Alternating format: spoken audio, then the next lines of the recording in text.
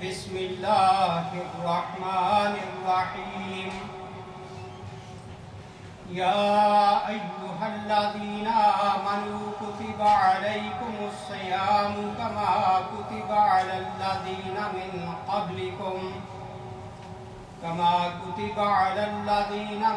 قبلکم لعلکم تتقون ایاما معدودات فمن كان منكم مريضا أو على سفر فعدة من أيام أخر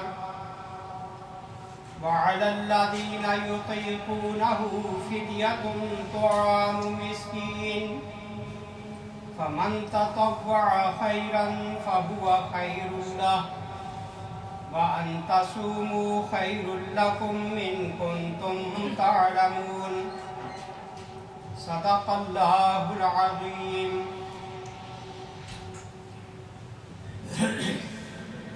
اے لوگوں جو ایمان لائے ہو، تم پر روزے فرض کر دیے گئے جس طرح تم سے پہلے انبیاء کے پیروکاروں پر فرض کیے گئے تھے۔ اس سے امید کی جاتی ہے کہ تم میں تقوی کی صفت پیدا ہوگی۔ چند مقرر دنوں کے روزے ہیں۔ اگر تم میں سے کوئی بیمار ہو یا سفر پر ہو تو دوسرے دنوں میں اتنی ہی تعداد پوری کر لو، اور جو لوگ روزہ رکھنے کی قدرت رکھتے ہوں پھر نہ رکھیں تو وہ فدیہ دیں۔ ایک روزے کا فدیہ ایک مسکین کو کھانا کھلانا ہے، اور جو اپنی خوشی سے کچھ زیادہ بھلائی کرے تو یہ اسی کے لیے بہتر ہے۔ لیکن اگر تم سمجھو تو تمہارے حق میں اچھا یہی ہے کہ روزہ رکھو۔ یہ سورہ البقرہ کی آیت نمبر 183 اور 84۔ اللہ تعالیٰ اہل ایمان سے خطاب کر کے کہہ رہا ہے، ایمان والو روزے تم پر فرض کیے۔ ہماری خوش نصیبی ہے کہ جیتے جی پھر رمضان شریف ہمیں نصیب ہو رہا ہے، اور ہم اللہ کے اس فرض کو پورا کرنے کے لیے پوری کوشش کریں کہ اس رمضان شریف کا حق ادا ہو سکے۔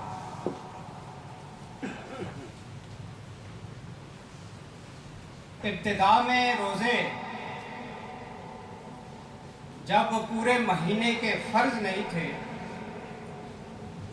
اس وقت صرف ہر مہینے کے 3 دن کے روزے نبی علیہ السلام رکھتے تھے، چاند کی 13ویں، 14ویں اور 15ویں رات میں۔ اور پھر اس کے بعد یہ آیت جو آپ کے سامنے پڑھی گئی جس میں کہا گیا کہ جو لوگ طاقت رکھتے ہیں وہ ایک مسکین کا کھانا کھلا دے اگر نہ روزہ رکھے، اس میں بھی گنجائش تھی کہ جو نہ رکھے وہ چلو فدیہ دے دے۔ پھر اس کے بعد تیسرا حکم یہ نازل ہوا جو آگے آیت نمبر 185 میں ہے، فمن شاہد منکم الشہر فلیصم، جس کی زندگی میں یہ مہینہ آئے اسے چاہیے کہ اس کے روزے۔ اب یہاں پر مکمل حکم دے دیا گیا اور استثناء ختم کر دیا گیا، سوائے بیماروں یا مسافروں کے، ورنہ ہر تندرست آدمی کو جو سفر پر نہ ہو وہ روزے رمضان کے رکھے، اس کے لیے یہ فرض قرار دیا۔ نبی اکرم صلی اللہ علیہ وسلم اس مہینے کے بارے میں صحابہ کرام کو طرح طرح سے شوق دلا گئے۔ زید بن ثابت کہتے ہیں ان نبی صلی اللہ علیہ وسلم اتخذ حجرۃ فی المسجد من حصیر، نبی علیہ السلام نے رمضان کے مہینے میں مسجد کے ایک جانب اپنا چھوٹا سا مصلی بنا لیا چٹائی سے، فصلی فیہا لیالیا، کچھ راتیں اس میں نماز پڑھی، ثم اجتمع علیہ ناس، پھر لوگ آپ کے پیچھے جمع ہونا شروع ہو گئے کہ رات کو حضور یہ جو نفلی عبادت نفلوں کی صورت میں پڑھتے ہیں، صحابہ کرام بھی ساتھ جمع ہونا شروع ہو گئے۔ ثم فقدوا صوتہ لیلۃ، پھر ایک رات حضور کو صحابہ نے نہ دیکھا، وظنوا انہ قد نام، لوگوں نے سمجھا سو گئے ہوں گے، فجعل بعضهم یتنحنح لیخرج الیہ، اب صحابہ کرام نے بجائے آواز دینے کے حضور کو صرف کھنگارنا شروع کیا، مصنوعی کھانسی، کہ ہماری اس کھانسی سے حضور اگر سوئے ہوئے ہیں تو جاگتے ہیں۔ فقال ما زال بكم الذي رأيت في صنيعكم، حضور نے فرمایا کہ میں نے تمہاری رات کی وہ حرکت دیکھ لی تھی، حتی خشیت ان یکتب علیکم، میں باہر اس لیے نہ نکلا کہ یہ کہیں فرض نہ ہو جائے۔ نماز تراویح جس کو ہم کہتے ہیں، 2-3 دن آپ نے جب پڑھی ہے اپنے طور پر، لوگوں کو نہیں دعوت دی، لوگ خود بخود ہی پیچھے کھڑے ہو گئے برکت کے لیے کہ حضور کے پیچھے پڑھتے ہیں۔ پھر آپ تیسرے یا چوتھے دن بعد نہیں نکلے، جان بوجھ کر لوگوں کے کھانسنے کے باوجود۔ تو اگلے دن آپ فرماتے ہیں کہ اگر میں اس کو مسلسل پڑھاتا تو مجھے ڈر تھا کہ کتب علیکم، تم پر یہ فرض کر دی جاتی، ما کنتم بہ، اور تم اس کو مسلسل قائم نہ رکھ سکتے۔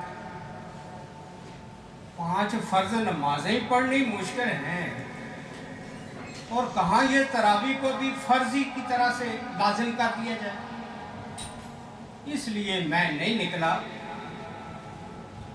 فصلوا ایھا الناس فی بیوتکم، آپ نے فرمایا لوگوں یہ نفلی نماز اپنے گھروں میں پڑھ لیا کرو۔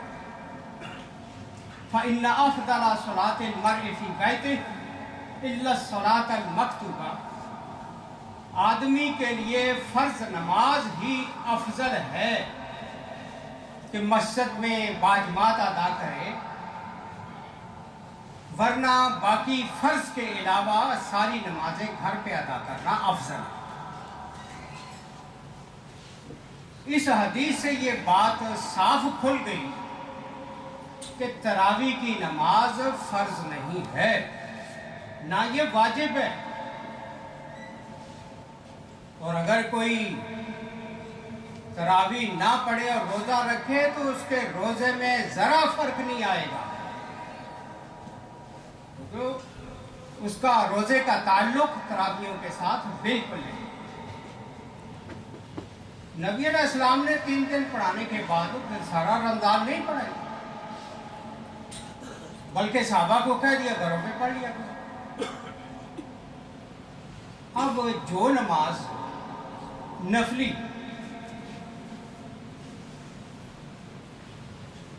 فرض نہیں تھی، اس پر نبی علیہ السلام نے وضاحت فرما دی اور عمل بھی کر دیا۔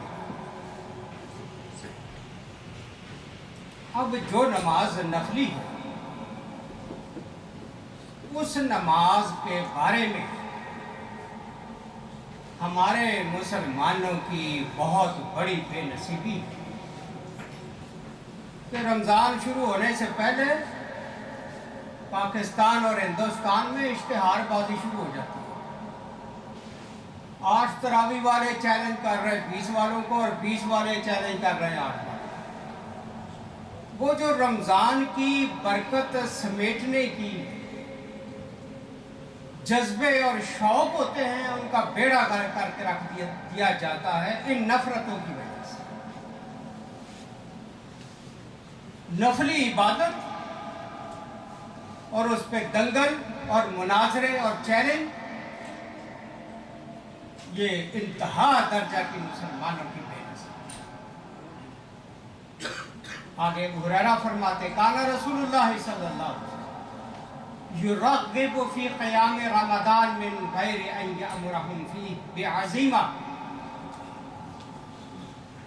کہ نبی علیہ السلام رات کو رمضان میں قیام کرنے کو، یہ نفلی عبادت ادا کرنے کی رغبت دیا کرتے تھے، شوق دلایا کرتے تھے، لیکن اس کو سختی کے ساتھ نہیں کہا کرتے تھے کہ یہ ضرور کرو، لازم نہیں کرتے، شوق ضرور دے۔ پھر فرماتے من قام رمضان ایمانا و احتسابا غفر له ما تقدم من ذنبه، جو آدمی رمضان کی راتوں میں ایمان کی حالت میں اللہ سے ثواب حاصل کرنے کی نیت سے راتوں کو نفل و نوافل پڑھے گا، اللہ تعالیٰ اس کے گزشتہ گناہ معاف کر دے گا۔ یہ اس کی فضیلتیں بتا کے شوق دلاتے کہ ان راتوں کو سو کے نہ گزارا جائے۔ فتوفی رسول اللہ صلی اللہ علیہ وسلم والامر علی ذلک، حضرت ابو ہریرہ فرماتے ہیں رسول اکرم صلی اللہ علیہ وسلم دنیا سے رخصت ہو گئے تو معاملہ اسی طرح رہا۔ حضور نے پورا مہینہ رمضان کی تراویح نہیں پڑھائی، بس 2 یا 3 دن، وہ بھی اعلان کر کے اور لوگوں کو اکٹھا کر کے نہیں پڑھائی، آپ اپنے طور پہ پڑھ رہے تھے اور پیچھے لوگ خود بخود کھڑے ہوئے۔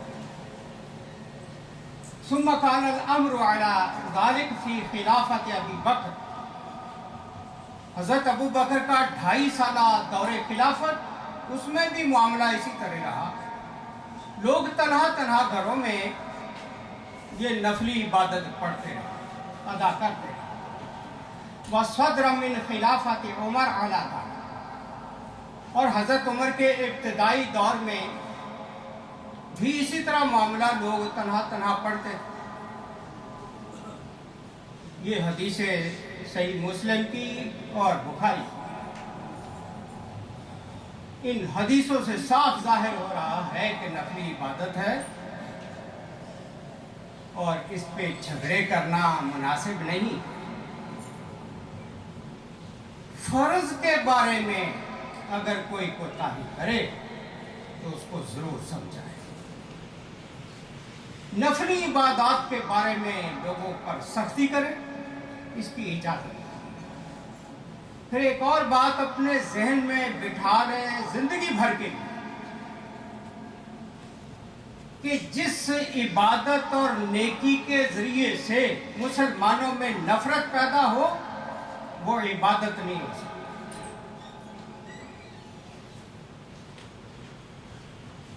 جس عبادت کے ذریعے سے مسلمانوں میں محبت پیدا ہو، اخوت پیدا ہو، وہ ایک دوسرے کے قریب آئیں، وہ حقیقی عبادت ہے۔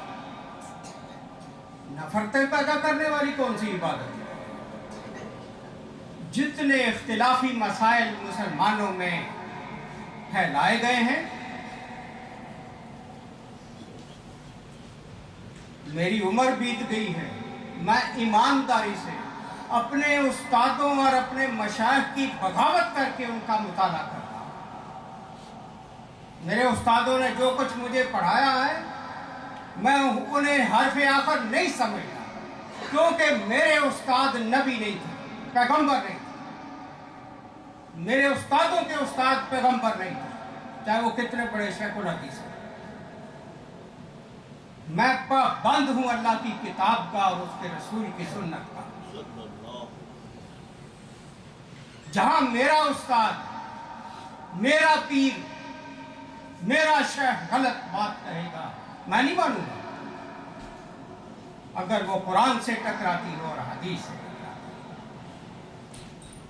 ہو۔ اور اس نظر سے میں نے الحمدللہ یہ ساری کتابوں کو کھنگالا ہے، بغیر کسی تعصب کے، اور میں اس نتیجے پر پہنچا ہوں ساری عمر گزار کے کہ یہ اختلافی مسائل کی کوئی حقیقت نہیں. لوگوں نے اپنی نفرتیں پھیلانے کے لیے، دکانداریاں چمکانے کے لیے، پیسے بٹورنے کے لیے یہ سارے ڈرامے کیے. دین تو وہ تھا جو نبی علیہ السلام نے پیش کیا، بہترین خوبصورت اخلاق کے ذریعے سے.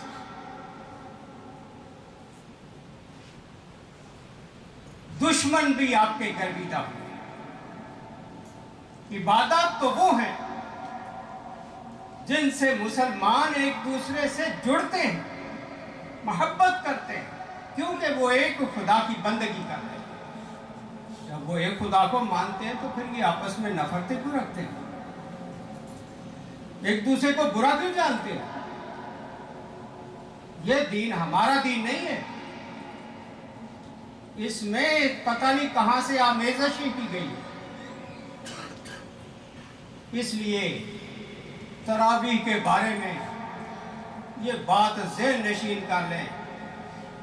نبی علیہ السلام نے تمام مستند علماء اور ائمہ یہ لکھتے ہیں کہ نبی علیہ السلام نے تراویح کی تعداد کوئی مقرر نہیں کی کہ ضرور 8 پڑھو یا ضرور 20 پڑھو. کوئی اس کی تعداد مقرر نہیں کرتا.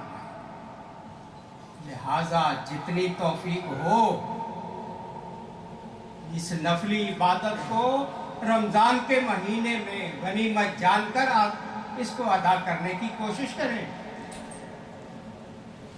لیکن اس کو جھگڑے کا باعث نہیں. جب آپ کے دل میں کسی کے خلاف نفرت پیدا ہو جائے گی، وہ عبادت کا سارا جو ہے خلوص وہ ختم ہو جائے گا. اس لیے اختلافی مسائل سے پوری طرح بچنے کی کوشش کریں. یہ زہر ہے مسلمانوں کو، ٹکڑے ٹکڑے کر کے رکھ دیا ہے امت.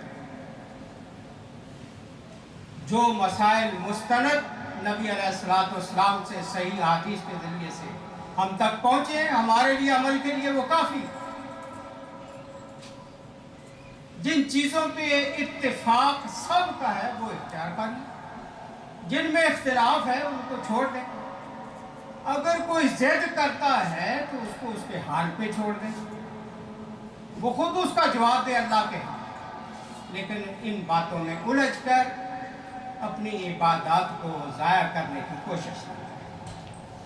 نبی علیہ السلام ذاتی طور پر بھی ٹھیک ہے، بخاری شریف کی روایت ہے کہ آپ نے حضرت عائشہ کی کہ رمضان اور غیر رمضان میں 11 رکعت سے زیادہ نہیں آپ پڑھتے تھے. لیکن اسی بخاری میں 11 کے علاوہ 8 کا بھی ذکر ہے. یہ جس میں 11 کا ذکر حضرت عائشہ نے کیا، اس میں انہوں نے یہ بھی کیا کہ بتایا کہ حضرت رسول کریم 4 رکعتیں پڑھتے تھے، 2 نہیں پڑھتے تھے، اور ہمیں حکم دیا کہ 2 پڑھو. اور اس کے بعد حضرت عمر رضی اللہ تعالیٰ، اگرچہ ہمارے بعض لوگ کہہ دیتے ہیں کہ وہ ضعیف روایات ہیں، سارا زور اس بات پر لگا دیتے ہیں فلاں راوی ضعیف، فلاں میں یہ کمزور. او خدا کے بندو، یہ چیز ڈھونڈ کے کن کاموں میں لگے ہو، کن چیزوں میں ساری زندگی. میں فقہ کی کتابیں دیکھ کے پریشان ہو جاتا ہوں کہ یہ علماء کر کے کیا گئے ہیں. اتنی موٹی موٹی کتابیں فقہ کی، ایک دوسرے کے خلاف نفرت کے سارے مسائل لے کے چلے گئے. حنفی یہ کہتے ہیں، شافی یہ کہتے ہیں، مالکی یہ کہتے ہیں. یہ دین ہے؟ مسلمانوں میں نفرت. دین تو یہ تھا سیدھا سیدھا کہ حضور صلی اللہ علیہ وسلم نے کیا کیا اور کیا فرمایا. کیا نبی ہمارے لیے کافی نہیں تھا؟ اور پھر اس تراویح کے بارے میں صحابہ کرام بذات خود اس کی کوئی تعداد ہی مقرر نہیں، کوئی کتنی پڑھ لیتا تھا، کتنی پڑھ لیتا تھا. نفلی عبادت جب پیغمبر نے اس کی تعداد مقرر نہیں کی، ہم ایک دوسرے کے پیچھے لاٹھی لے کے پھرتے. علامہ ابن تیمیہ رحمہ اللہ جیسا 4 اماموں کے بعد بہت بڑا مجتہد اس امت کا، جسے سعودی عرب کے علماء مانتے ہیں حجت کے طور پر، اس کے حوالے دیتے ہیں۔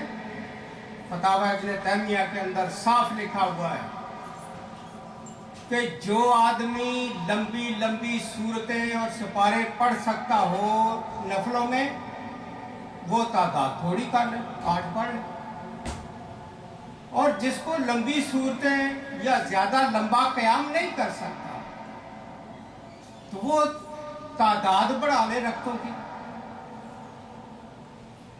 یعنی یہ ابن تیمیہ، یہ امام ابو حنیفہ نہیں کر رہے، اور انہی کے فتوے پر شیخ بن باز رحمہ اللہ نے بھی یہی لکھا، شیخ بن عثیمین نے بھی یہی لکھا، شیخ جبران نے بھی یہی لکھا۔ یہ فتاوی اسلامیہ یہاں پڑا ہوا ہے، دارالسلام کا ترجمہ، ساری چیزیں اس میں موجود ہیں۔ اس لیے جس چیز میں میرے دوستو گنجائش ملتی ہو، اس میں لڑائی کا، نفرت کا پہلو نہ لگے۔ اور رمضان کے حوالے سے نبی علیہ السلام نے فرمایا ان الجنت لا تنجت وتزین من الحول الى الحول لدخول شہر رمضان، جنت کو سالانہ ڈیکوریٹ کیا جاتا ہے، اسے سجایا جاتا ہے، خوبصورت بنایا جاتا ہے۔ رمضان کے شروع ہونے سے اللہ تعالیٰ جنت کے زیب و زینت کو بڑھاتا ہے۔ پہلی جب رمضان کی رات ہوتی ہے، حبت ریح من تحت العرش یقال لها المسیرہ، پہلی رمضان کی رات میں اللہ کے عرش کے نیچے سے ہوا چلتی، جسے مسیرہ کہتے ہیں۔ فَتُصَفِّقُ وَرَقُ أَشْجَارِ الْجِرَانِ، اس ہوا کے چلنے سے جنت کے درختوں کے پتے پھڑپھڑانے لگتے ہیں۔ وَحِلَقُ الْمَصَارِعِ، دروازوں کے کنڈے اس سے کھٹکنے لگتے ہیں۔ فَيُسْمَعُ لِذَلِكَ طَنِينٌ، ان پتوں سے، ان کنڈوں سے ایسی خوبصورت آواز پیدا ہوتی ہے، لم یسمع السامعون احسن منہ، سننے والوں نے اس سے زیادہ پرسرور موسیقی کبھی سنی ہی نہیں۔ ہم دنیا میں دیکھتے ہیں موسیقی سننے کے رسیا، خوبصورت آوازوں میں گانے والے لوگ، آواز کے اندر جادو ہوتا ہے۔ اللہ تعالیٰ نے جنت کے درختوں کے پتوں میں یہ خاصیت رکھی ہے کہ ہوا چلنے سے اس کے اندر وہ ترنم پیدا ہوتا ہے کہ یہاں غزلیں گانے والوں کے بھی وہ آواز اور گلے لیں۔ فَتَبْرُزُ الْحُورُ الْعِينُ، اور حور عین پھر نکلتی ہیں، حَتَّى يَقِفْنَ بَيْنَ شُرَفِ الْجَنَّةِ، جنت کے بالا خانوں میں کھڑی ہوتی ہیں۔ فَجُنَادِينَ هَلْ مِنْ خَاطِبٍ إِلَى اللَّهِ فَيُصَفِّجُ، پکار کر کہتی ہیں ہے کوئی اللہ کی خاطر ہم سے شادی کرنے والا۔ ثُمَّ يَقُلْنَ الْحُورُ الْعِينُ، پھر وہ حوریں کہتی ہیں یا رضوان الجنہ، اے جنت کے دربان فرشتے، ما هذه الليلہ، یہ کون سی رات ہے، اس کے انداز ہی نرالے ہیں، اس کی بہاریں ہی دوسری راتوں سے جدا ہیں۔ ثم یقول هذه اول لیلۃ من شہر رمضان، وہ جنت کا دربان فرشتہ جس کا نام رضوان ہے، وہ کہتا ہے کہ یہ رمضان کی پہلی رات ہے، جس کی وجہ سے جنت کی فضا ایک جشن کا سما پیدا کر رہی ہے۔ ثم یقول فتحت ابواب الجنہ للصائمین من امت محمد صلی اللہ علیہ وسلم، اس رمضان میں اللہ تعالیٰ نے جنت کے دروازے نبی علیہ السلام کے امت کے روزے داروں کے لیے کھول دیے،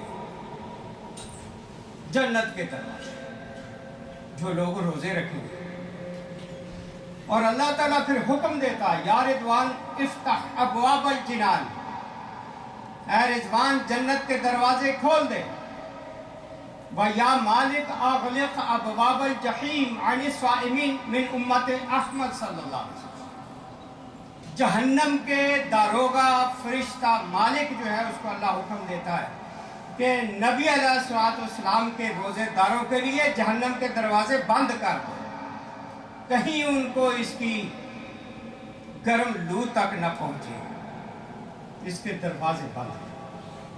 یا جبریل اہبط الی الارض، اللہ جبریل کو حکم دیتا زمین پر اتر، فَاسْفِدْ مَرَدَةَ الشَّيَاطِينِ، سرکش شیطانوں کو زنجیروں میں جکڑو، وَغُلَّهُمْ بِالْأَغْلَالِ، سنگلوں میں باندھو، ثُمَّ اقْذِفْهُمْ فِي الْبِحَارِ، ان کو جکڑ کر سمندروں میں پھینکو، حَتَّى لَا يُفْسِدُوا عَلَىٰ أُمَّةِ محمد صلی اللہ علیہ وسلم صِيَامَهُمْ، یہاں تک کہ نبی اکرم صلی اللہ علیہ وسلم میرے حبیب کے امت کے لوگوں کے روزے نہ یہ خراب کر سکے، ان کو باندھ کے سمندروں میں پھینکو۔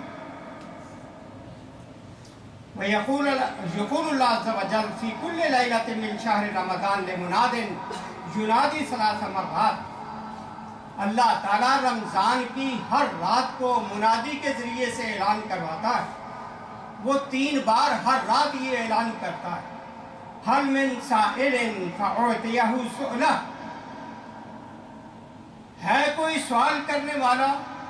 رات کے وقت آسمانوں سے ندا آتی ہے کوئی سوال کرنے والا کہ میں اس کا سوال پورا کروں؟ هَلْ مِن تَائِبٍ فَأَتُوبَ عَلَيْهِ، ہے کوئی مجھ سے توبہ کرنے والا میں اس کی توبہ قبول کروں؟ هَلْ مِن مُسْتَغْفِرٍ فَأَغْفِرَهُ، ہے کوئی مجھ سے بخشش طلب کرنے والا میں اس کے گناہوں کو معاف کروں؟ مَن يَقْرِضُ الْمَلِيَّ غَيْرَ الْعَدُومِ، کون ہے تم میں سے جو اس ذات کو قرض دے دے جس کے پاس قرض مرے گا نہیں، غبن نہیں ہو جائے گا، محفوظ ہو جائے گا۔ وَالْوَفِيَّ غَيْرَ ظَلُومٍ، وہ ذات ہے جس کے پاس قرض رکھو گے وہ پورے کا پورا آپ کو قیامت کے دن واپس دے دے گا، ذرا بھی آپ سے زیادتی نہیں کرے گا، کمیشن نہیں رکھ لے گا اس میں کہ میں نے تیری رقم اتنی دیر سنبھالی ہے لہٰذا اتنا میں کمیشن کاٹتا ہوں۔ اس وفادار خداوند عالم کے پاس اپنی نیکیوں کا، نیک اعمال کا قرض رکھ دو اس کے پاس۔ وَلِلَّهِ عَزَّ وَجَلَّ فِي كُلِّ يَوْمٍ مِّن شَهْرِ رَمَضَانَ عِندَ الْإِفْطَارِ أَلْفُ عَتِيقٍ مِّنَ النَّارِ، رمضان کے مہینے میں افطاری کے وقت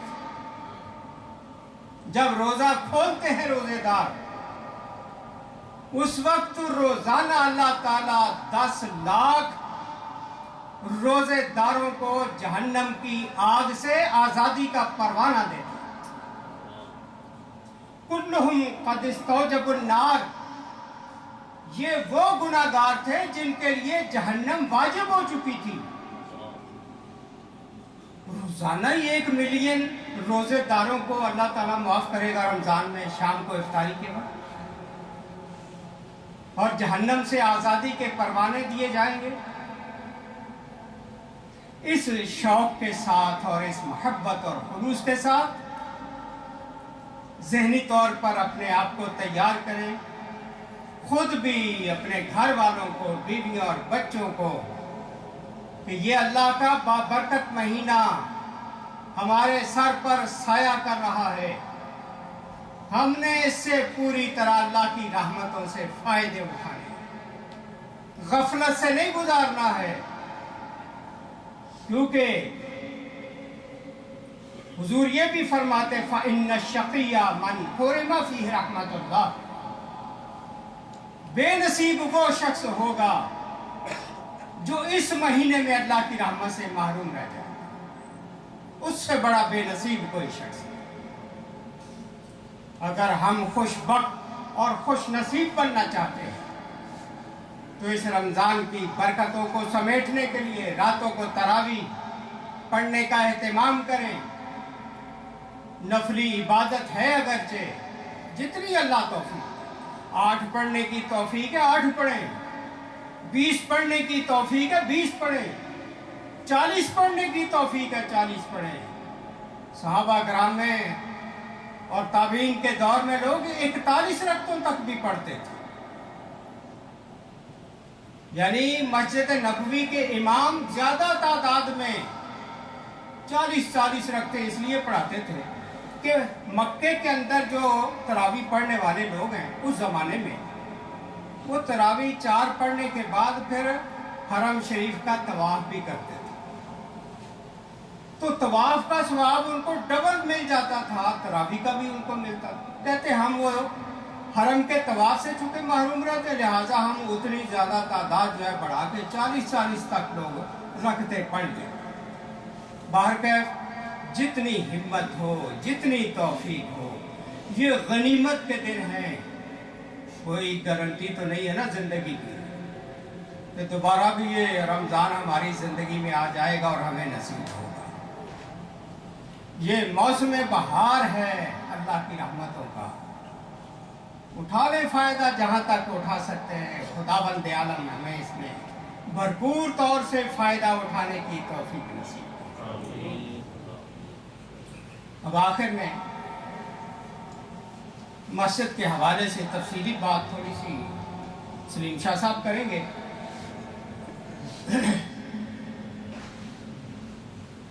जैसे मैंने अर्ज किया, जन्नत को अल्लाह ताला सालाना सजाता है, तो अल्लाह के घरों को भी तो कुछ ना कुछ करना चाहिए।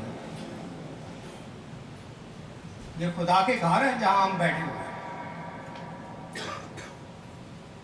इन घरों को भी साफ सुथरा करने, इनकी ज़रूरियात को पूरा करने, इनका ख्याल रखने की कोशिश करें। हमारे एक दोस्त कल कह रहे थे कि मैं इंशाल्लाह पिछले साल की तरह नीचे जो ज़मीन पे टाइलें लगी हैं वो मशीन ला के मैं उनको धोऊंगा और साफ करूँगा। क्या शौक है और क्या महारत है। इसी तरह कई दोस्त और भी इसी छोटी छोटी चीज़ें जिन पर उनकी नज़र पड़ती है, अल्लाह के घर के साथ जितनी मोहब्बत करेंगे उतना ही अल्लाह ताला क़यामत के दिन इसका आपको अजर अजीम देगा। इफ्तारी के लिए ये बोर्ड लगा हुआ है, लोगों ने अपने नाम लिखवाना शुरू कर दिया।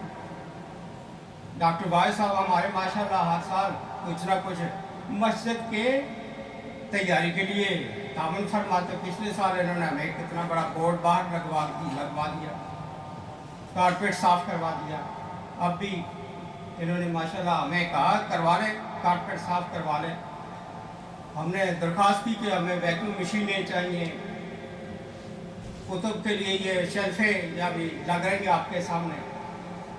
डॉक्टर साहब की तरफ से हर जुमेरात की इफ्तारी भी इन्होंने अपने ज़िम्मा ले ली, बल्कि 10 दिन जो लोग एतकाफ में बैठेंगे उनका सहरी का भी इंतज़ाम इन्होंने पिछले सालों से भी लिया हुआ है, इस साल भी इन्होंने अपने ज़िम्मे लिया। तो इसी तरह आप लोग अपने अपने ज़िम्मे कुछ ना कुछ अल्लाह के घर का लिया करें ताकि बोझ तकसीम हो जाए और ये घर अल्लाह ताला का शाद और आबाद रहे। खुदा के घरों को शाद और आबाद रखने वाले खुदाबंद आलम उनके जन्नतों में घर शाद और आबाद रखेगा। मेरी दुआ है कि वो दोस्त जो इस मस्जिद से तामुन फरमाते हैं, ज़ुबानी हो, माली हो, अखलाकी हो, खुदाबंद आलम ने जो दुनिया उनको दे छोड़ी है उसमें हलाल की बरकतें अदा फरमाए, लेकिन इससे बढ़कर अल्लाह ताला हम सब की क़यामत के दिन बख्शिश फरमाकर हमें जन्नत में डाले, क्योंकि असल हदफ, असल टारगेट हमारा वो है, हमारी मंजिल। अगर हम जन्नत में पहुंच गए किसी न किसी तरह से, समझिए कि हम पार हो गए और हमारे सारे दिलदर दूर हो गए। और अगर वहाँ ना पहुँच सके तो जो मर्जी हम दुनिया में हासिल कर लें, हम जैसा कोई नाकाम है।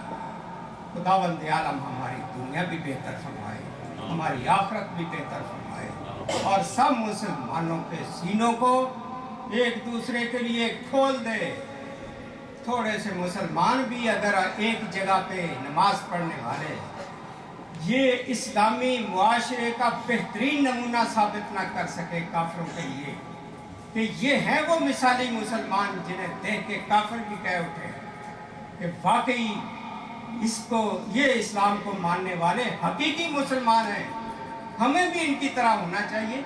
इस तरह का किरदार हमें अल्लाह ताला अपनाने की तौफीक नसीब करे।